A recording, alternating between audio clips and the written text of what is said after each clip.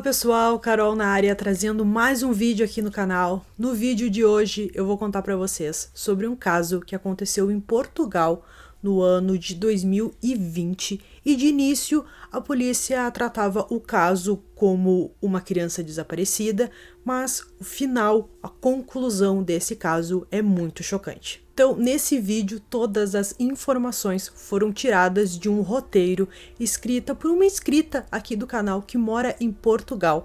Ela se chama Olga Torres da Silva, então já agradeço a ela por ter me mandado esse roteiro. Eu fiz meio que um resumo do meu jeito aqui fazendo o vídeo para vocês, mas todas as informações foi ela quem conseguiu, então ela me passou esse roteiro e hoje eu transformei esse caso num vídeo, então muito obrigada, Olga, por ter me mandado esse roteiro, ajuda muito aqui o canal. Então, se você gosta desse estilo de vídeo, de um caso criminal ou também de um caso de desaparecimento, um mistério e ainda não é inscrito aqui no canal, convido você a se inscrever, deixa o like, deixa o curtir, que isso ajuda muito o canal, tá crescendo cada vez mais, e também ativa o sininho para receber todas as notificações aqui do canal. E agora o canal também tem a opção Seja Membro, para quem quiser dar uma força, dar um apoio aqui pro canal, só clicar nesse botãozinho azul que tem aqui embaixo do vídeo e vem ser membro aqui do canal. Então bora pro vídeo, que hoje nós vamos conhecer o caso que ficou conhecido como o caso Valentina.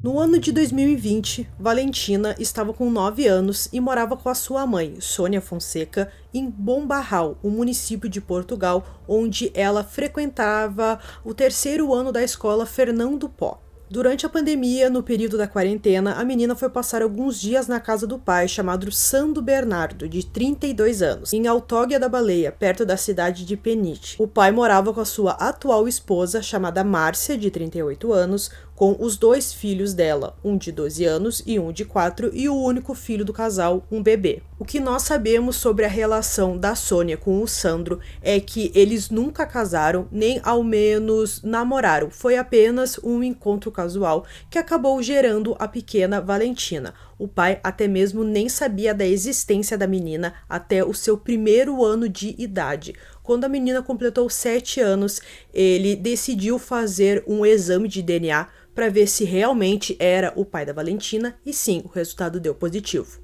No dia 7 de maio de 2020, uma quinta-feira pela manhã, Sandro avisou a polícia de Peniche que sua filha simplesmente desapareceu. O Sandro informou às autoridades que no dia anterior, mais ou menos na madrugada, ele viu a sua filha no quarto, mais ou menos 1h30 da manhã, ele viu que a menina estava dormindo, então quando chegou perto de umas 8 horas da manhã, ele acordou, foi até o quarto da menina e ela simplesmente não estava na cama, também não estava em nenhum local da casa, então ele decidiu chamar a polícia e avisar o que aconteceu. A polícia inicia as buscas de imediato para ver se encontrava alguma pista da menina pela região. Eles até mesmo usavam drones, eles usaram cães farejadores, pediram a ajuda de policiais de outras cidades, bombeiros, até mesmo os voluntários, para ver se encontrava alguma pista da menina, mas infelizmente eles não encontraram nada,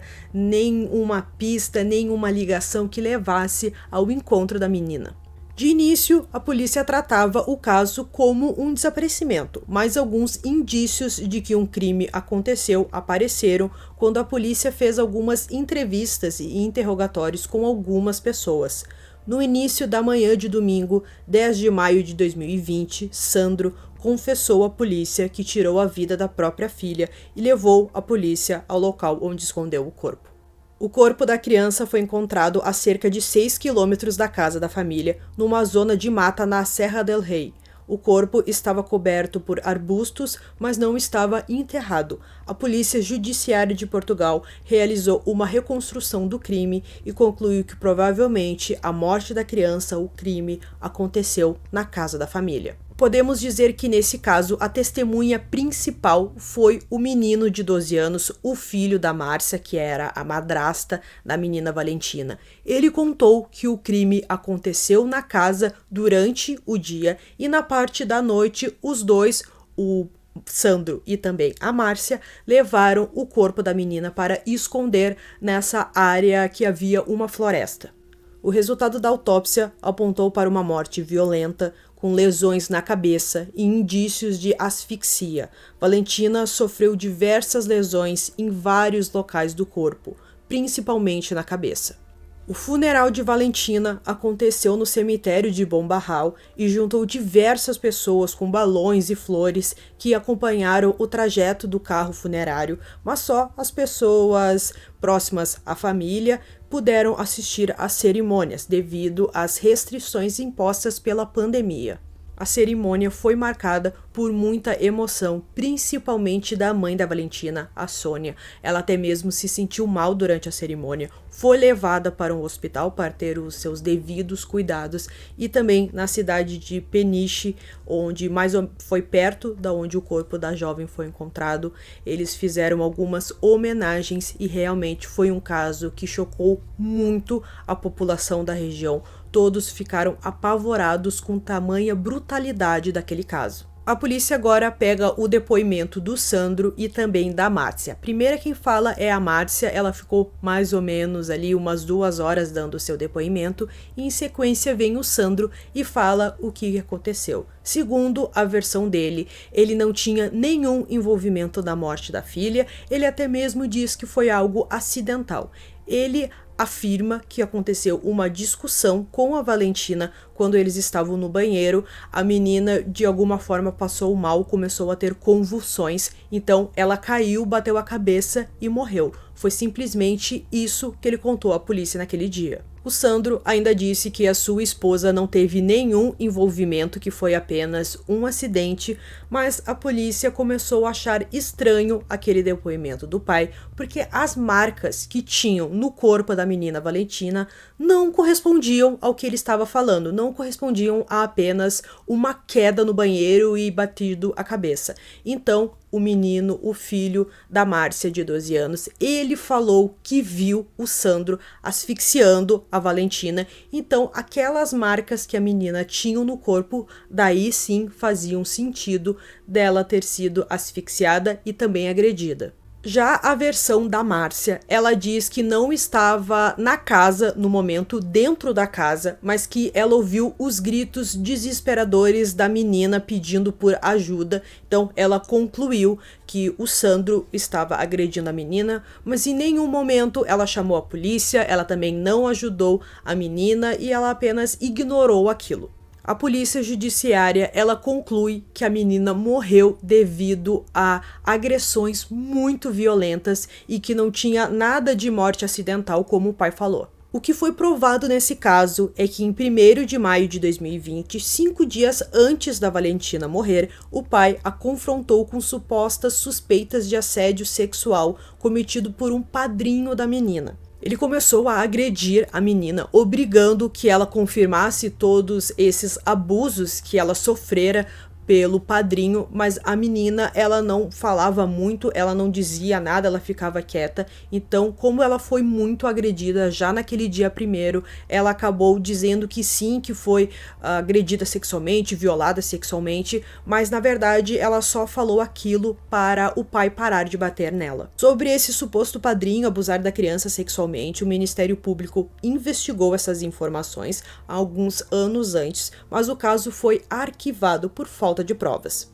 Na manhã do dia 6 de maio, novamente, o Sandro, ele faz perguntas para a menina em relação a esse assunto do abuso sexual. A menina não responde, então ele começa a agredi-la. A Márcia presenciou todas essas agressões, até que em determinado momento eles levaram a menina para o banheiro, encheram uma banheira com água quente e como ela não falava sobre esses abusos, eles simplesmente colocaram ela dentro dessa banheira com água muito quente. A menina começou a ficar desesperada, chorava muito e o Sandro continuava agredindo, só que ele agrediu tanto a menina com algum soco na cabeça, algo do tipo, que a menina teve hemorragia interna e acabou desmaiando. Devido ao impacto tão forte na cabeça, a menina teve algumas convulsões, só que ninguém chamou socorro e os dois simplesmente largaram a menina em cima do sofá que ficava na sala